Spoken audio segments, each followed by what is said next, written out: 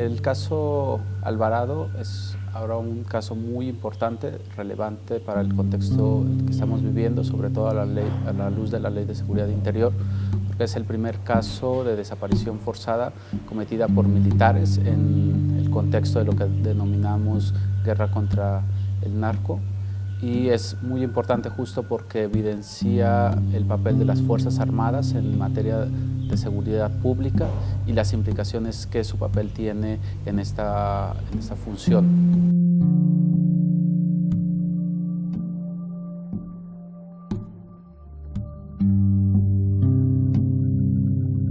El gobierno mexicano hablaba en la Corte sobre decir, ya tenemos una ley general en la materia, entonces ya prácticamente todo está resuelto. Y lo que el amicus trata de decirle a la Corte es que eso no es verdad. O sea, sí hay una ley, pero también hay muchas otras leyes, por ejemplo la ley de víctimas, que ha tenido una pésima implementación y muy malos efectos. Todas las reformas, por ejemplo, constitucionales en materia de derechos humanos, la misma del sistema de justicia penal, que no han tenido buenas implementaciones y han tenido efectos incluso adversos en algunos casos. Entonces, se pretende también decir que en México es complicado la implementación de una ley, pero incluso no solo complicado, sino que en México no se respetan las leyes y que tener una ley no es garantía de nada, al menos para un estado como el Estado mexicano. Y tan es esa situación que hoy tenemos más de 35,000 personas desaparecidas. Es decir, si se respetaran las leyes, incluso no necesitaríamos una ley general.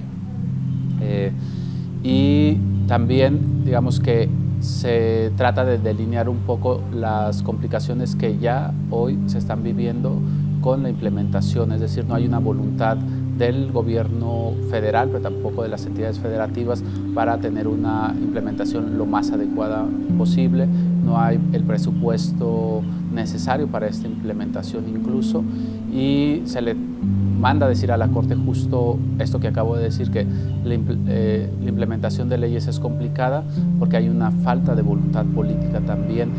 particularmente en los casos de desaparición. Esperaríamos, idealmente de la Corte, sería que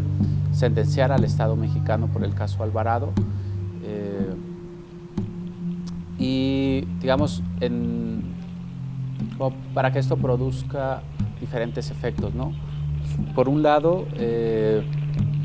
estaríamos hablando del reconocimiento de la responsabilidad que los militares han tenido en la desaparición de la familia Alvarado,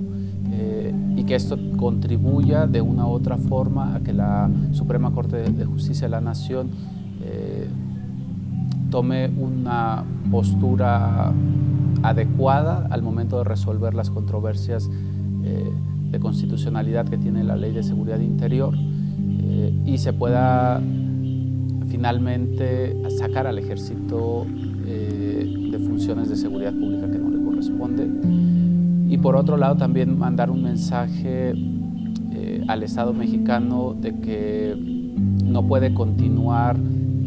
con esta simulación institucional que ha tenido durante los últimos años, en donde dice dialogar con las víctimas, en donde genera marcos normativos, pero al final los resultados son nulos. Entonces también es importante para el movimiento, incluso para el país en general, que la Corte Interamericana señale que ni las instituciones ni las leyes por sí mismas generan cambios, sino que necesitan de una voluntad política real para que se produzca un cambio, y que ese cambio, en el caso de personas desaparecidas, se traduce solamente en dos cosas: encontrar a la persona desaparecida y la sanción a los responsables. Entonces, por eso también es importante este pronunciamiento de la Corte en ese sentido, y sobre todo porque sería también un mensaje importante para la sociedad civil en México, yo creo que también no solo en América, sino en el mundo, de que la Corte Interamericana reconozca el trabajo de los familiares en el impulso de procesos legislativos como el que se vivió en México, y que la Corte reconoce, digamos, este impulso desde sociedad civil, y no lo, digamos, no toma esto como una herramienta producida por el Estado, sino una herramienta producida por la sociedad civil y que además demuestra la incapacidad de un gobierno como México para atender este tipo de problemáticas.